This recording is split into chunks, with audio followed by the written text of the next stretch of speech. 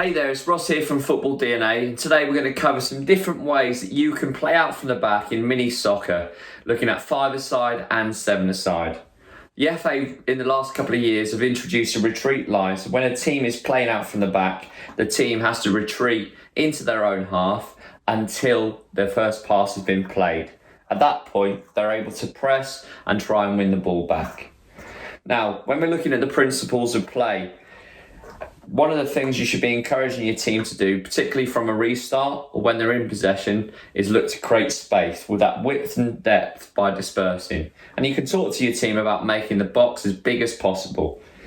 If the opposition team are in transition to get back into their own half, as your team wins the ball or has a goal kick, if they disperse quickly, there may be opportunities for your team to penetrate and play into that space in behind, or to give passes into the players, which is going to allow them to receive in space too. If a team drops in, again, by creating that width, once that pass has been played, if the opposition team then decide to then press, you're going to have players that are able to create space across both sides of the pitch, as well as further forward as well. When playing out from the back, the movement of your players is important for not only the person on the ball, but also for the player looking to receive too. Movement can be made by players, if they're marked man for man, creating space by rotating with their teammates to create space, or likewise moving into a space that's been vacated by another player. An example of this might be the centre back moving into one space, dragging the defender out, and the centre midfielder filling the space that's then been created. If the defender goes, again, that movement's not only necessarily going to create space for them to receive the ball, but also for their teammates too. And that same principle applies both in seven-a-side as well as five-a-side when playing out from the back.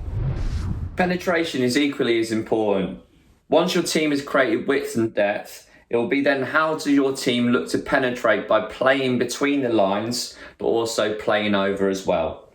For example, if the team drops back and their retreat is in play, once that pass plays in, if they then stay in their own half, it'll be about how your team is patient with the ball to try and penetrate a low block or a compact space. And that may be done through movement or through players supporting off the ball. Individually, players can penetrate through travelling and driving with the ball. Likewise, they may look to penetrate by making passes between lines to take defenders out of the play.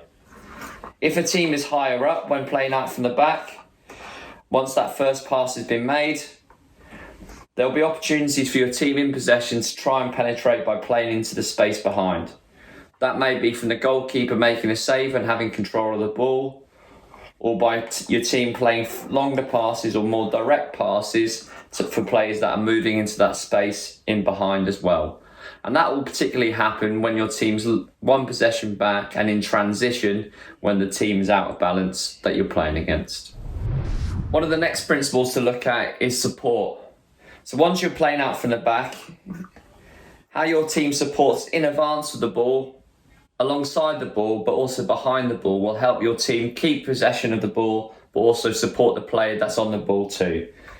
If a team decides to play a high press once that first pass has been played, or they begin with a high press, support behind the ball may be from the goalkeeper coming outside of the post looking to receive the ball.